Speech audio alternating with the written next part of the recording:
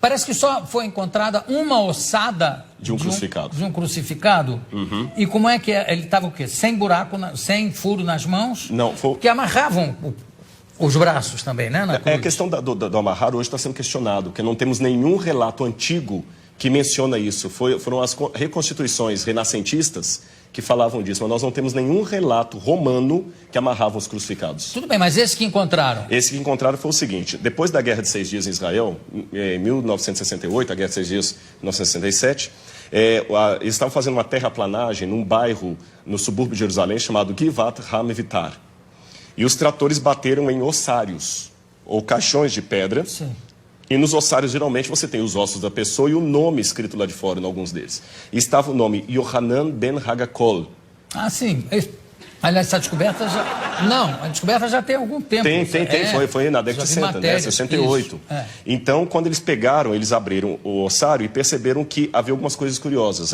O fêmur estava quebrado e no calcanhar havia um cravo romano fixado ali.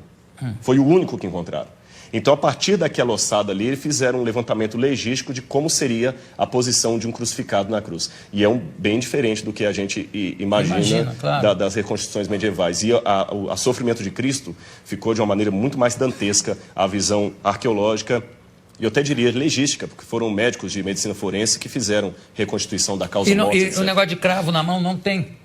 Não, porque o osso dele estava muito fragmentado. Mas, então não tinha, os ossos da mão não estavam todos inteiros. Pelas profecias, certamente não é uma ossada de Jesus. Ah, não, com certeza não. Porque, inclusive, se eu não me engano, tem uma das profecias que diz: nenhum dos seus ossos será quebrado. E não conhecerá a corrupção. E nós temos evidências. Eu sei que muitos historiadores hoje negam a ressurreição de Jesus, pensam que é uma teologia, mas eu digo, com base histórica, a ressurreição de Jesus aconteceu e nós temos muitos elementos históricos para afirmar isso, a despeito do questionamento de muitos historiadores. Mas sobre a ressurreição? Sobre a ressurreição. Mas qual é o dado histórico que pode haver sobre a ressurreição? Claro que é uma questão de fé, para mim é uma questão de fé. A própria forma como os relatos evangélicos estão não demanda uma propaganda. Porque o que é uma propaganda? Uma propaganda, às vezes, você mascara, enfeita uma coisa para vender um produto.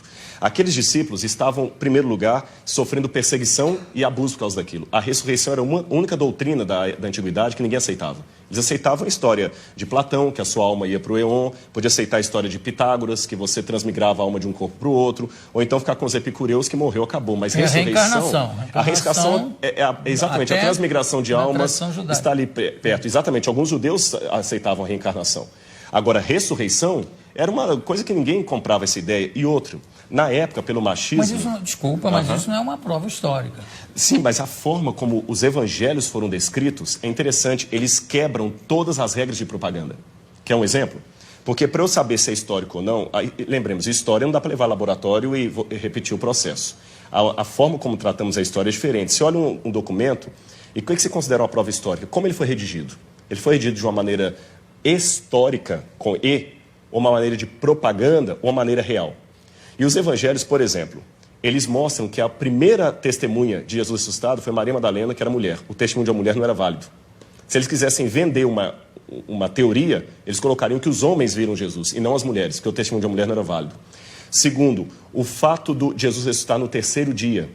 Para o judeu, até o terceiro dia, você podia ter um coma e voltar. Interessante que Jesus ressuscita depois do terceiro dia, ele estava realmente morto. Outro detalhe... Mas ele não ressuscita com o mesmo corpo que ele morre, né? Mas é um corpo glorificado. Glorificado, mas ele tinha algo tangível. Tanto é que quando ele aparece para Tomé, o famoso São Tomé, o incrédulo, ele fala: Tomé, veja que sou eu, que um espírito não tem carne e osso, toca nas minhas feridas. E depois ele pergunta: o que vocês têm para comer? Eles tinham peixe e favo de mel, e ele come com eles.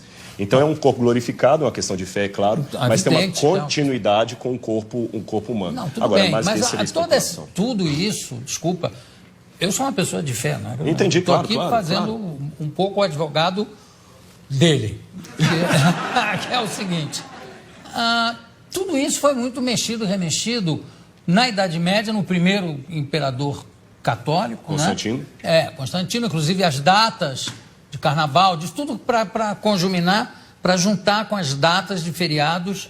Exatamente, pagãos. E também ele foi um pouco copydesk dos evangelhos, que tem uma opção de outros evangelhos que ele é que resolveu que não valiam. Na verdade, quando a gente trabalha isso, a gente trabalha com a crítica textual. A crítica textual se vale de documentação anterior a Constantino. Então, nós temos fragmentos do Evangelho de João, por exemplo, John's Highlands, que data do ano 150, 170 antes de Constantino. Outro detalhe, Constantino era analfabeto. E os evangelhos apócrifos que começaram a surgir, os famosos aí, com todas aquelas histórias, eles não foram aceitos no cânon. E até contrário à decisão de Constantino, que Constantino queria que eles entrassem. Esse é um detalhe curioso da história, não foi ele que selecionou 4. Constantino não tinha cultura teológica, ele, o homem era analfabeto. Constantino permaneceu pagão até o final, ele pretendeu ter se convertido. Um político fantástico. E um último detalhe, nós temos uma informação que me chama a atenção. Flávio Josefo, um historiador judeu do primeiro século, que não era cristão, ele escreveu, Jesus Cristo, houve um homem, no grego está ginestai, um homem chamado Jesus, que foi crucificado, morto por Pôncio Pilatos, e segundo os seus discípulos, ressuscitou no terceiro dia e apareceu a muitos. Flávio Josefo nunca se converteu ao cristianismo, era um historiador judeu, e ele dá esse depoimento que a ressurreição era algo testemunhado. Esse texto é tão importante que alguns críticos falam, não, foi copista cristão que interpolou, que copiou. Porém, todas as cópias de Josefo que nós temos, inclusive uma cópia, uma tradução para o árabe, feita por muçulmanos, contém esse trecho. Então, do ponto de vista da crítica textual, é um texto autêntico, original de Josefo, também testemunhando a ressurreição. Claro, eu não duvido a autenticidade dos textos. Eu duvido, em alguns casos, do testemunho em si. Quer dizer, não, eu vi, eu tive. É um testemunho, está lá escrito que ele viu e que ele teve, mas claro. Que ele esteve mais. Agora, tem uma coisa que é bom, eu gostei de você ter falado uma coisa. Na Idade Média, se acrescentaram muitas lendas. Esse é que é o problema. E o pessoal confunde as lendas com o que está na Bíblia. E só um detalhe com relação ao testemunho. Quando a pessoa dá um testemunho vendido, ela vai ganhar alguma coisa. O que os apóstolos ganharam com aquele testemunho? Pedro morreu crucificado de cabeça para baixo. Paulo degolado. Então, quanto tempo demorou a mentira?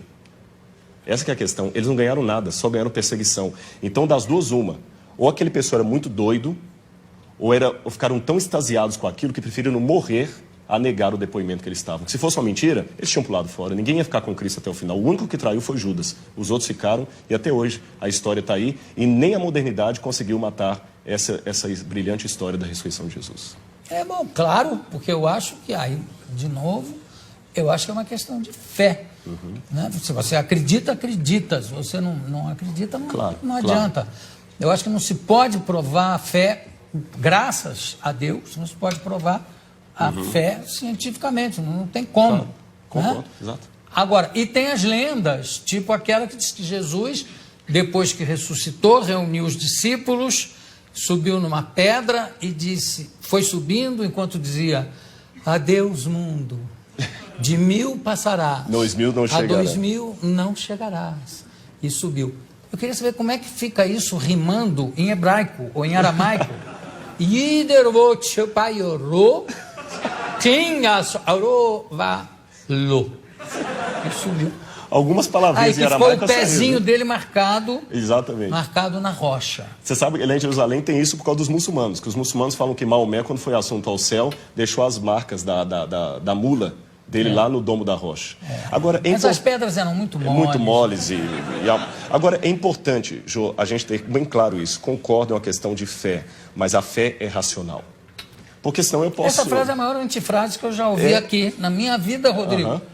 A fé é racional. Ela é racional, porque senão ela não é fé, é fideísmo. Você é um craque, realmente. Parabéns. Obrigado. Você vai ter que voltar aqui para a gente conversar mais. Obrigado. Porque eu adorei. Claro que eu não sou Judas, não vou pegar 30, mas umzinho eu vou. Eu conversei aqui com o Rodrigo Pereira da Silva. Também adorei. Temos muito o que falar. Eu posso dar só o telefone se alguém quiser visitar o museu ou conhecer, pegar o livro?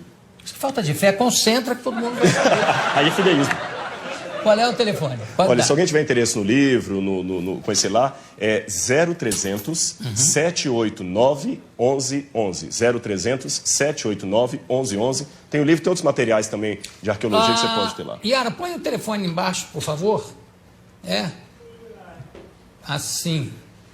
E claro que fica para mim O único mandamento realmente que fica, o mais importante de todos, é amai-vos uns aos outros, como eu vos amei. Porque se fosse isso, não tinha guerra, não tinha... Concordo. Né? Exatamente. Mas, enfim. Muito obrigado. Daqui a pouco a gente volta.